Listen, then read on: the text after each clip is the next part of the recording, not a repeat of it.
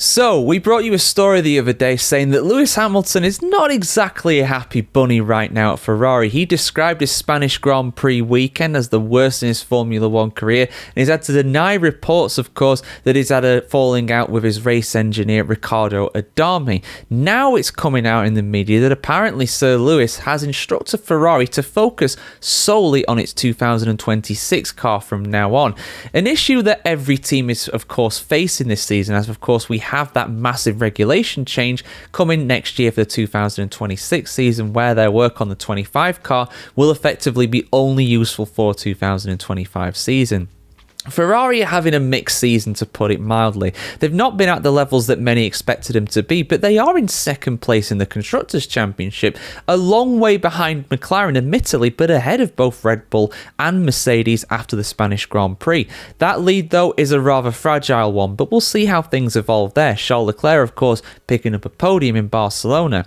But let's have a look at this story here on the F1Chronicle.com, guys. Let's have a look at what Sir Lewis has been saying to Ferrari regarding his car for the remainder of this season, and whether I think switching all of their attention to 2026 now, ahead of the Canadian Grand Prix, is the correct move or not. Full article, as always, guys, is on the F1Chronicle.com. Lewis Hamilton thinks it may be time for Ferrari to shelve their 2025 car project in order to focus on next year.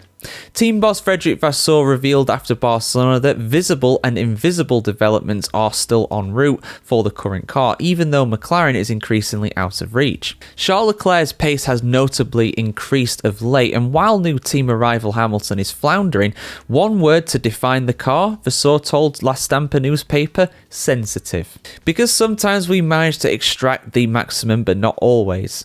Qualifying in Imola and Miami were emblematic, where we were faster with used tyres, something I've never seen in my life. Indeed, of course, they did qualify on the mediums in Imola and were quickest. That is true. They weren't the only ones. I think Aston Martin did it as well at Imola, but strange. You don't normally see that from a Formula One car. Hamilton, though, seems resigned to struggling all season with the current car, so it's understandable he's now urging Ferrari to consider aiming every weapon at the radical 2026 regulations.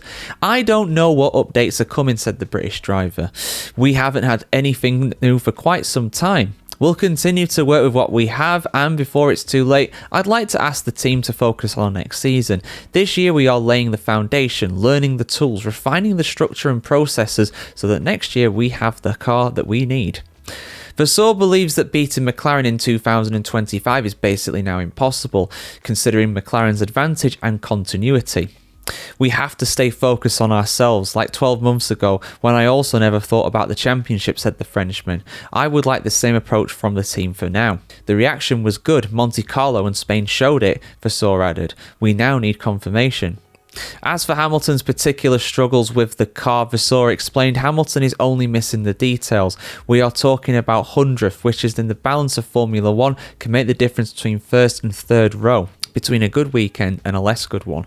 I do agree with him there. The margins in Formula One right now are incredibly fine, particularly in qualifying, and we've seen how important qualifying is. It's very rare that anybody doesn't win from pole position. I think we've only had one guy win from not being on pole position, Oscar Piastri in Saudi Arabia. I think that's it. But they remain details, understanding the car, the setup, communication. It's normal when you change it. It's normal when you change teams. Frustration? It's understandable. At the same time, however, Vasseur hailed the step forward Leclerc has made since Hamilton joined the team this year. Compared to the past, he has made a big step forward in terms of certainty about what he wants, he said. He is more direct in asking the engineers what he needs. When asked if Leclerc is the clear lead driver, Vasseur answered, "We have two top drivers and no need for a leader." I think that if Leclerc has made a step forward, it is also because Lewis pushed him to do so, while on the other hand, Charles is helping his teammate to understand the team and the car, he said. They work well together, although I don't ask them to be best friends. Vasseur continued, Leclerc is in love with Ferrari. His career is only one colour since the academy and the beginning of GP3. For you kids, that's what Formula 3 is nowadays.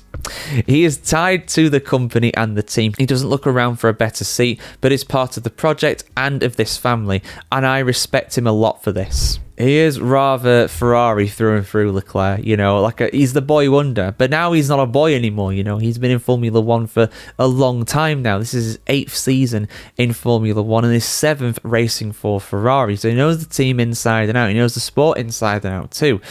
So yeah, it's interesting. I mean, you could argue that Leclerc has took a step up. I'd argue he's always been a really good driver. He's always, for me, been a world champion material. He just needs the car to be consistent enough throughout the season. He's never had that. You know, he looked like he was going to get that in 22. But that didn't last very long now, did it? So, yeah, your thoughts in the comments below, guys. Should Ferrari switch their attention to 2026 completely? I'm not so sure. I'll be honest. I feel like they should keep just getting little updates here and there. Nothing too major, you know. Have maybe a 90% emphasis on 26, 80% emphasis on 26, because that is true. They are not going to win the championship this year in the constructors. McLaren have that sewn up already, pretty much. You know, they are not going to let their foot off the gas enough to lose it. Cannot see it in a month for Sundays, and they want to win the championship. It's either all or nothing for Ferrari. You either win the championship or you're the first of the losers. Right now they are first of the losers, which is not the worst place to be, really. There's worse places to be for sure, but they'll of course want to win the championship, and they'll look at how much the gap has increased this year. I mean, guys, remember last season in Abu Dhabi, they went into the final race of the season with a chance of getting the Constructors' Championship, and they almost got it. They got a double podium that day. So those days are long gone. McLaren have taken so many strides forward, and arguably Ferrari have taken a few steps back, I would say, compared to last year. But guys, what are your thoughts on this? Like I said, comments below as always. Like, share, comment, subscribe if you want to see more like this, and have a fantastic day wherever you're on the world today, guys, and we'll see you very soon.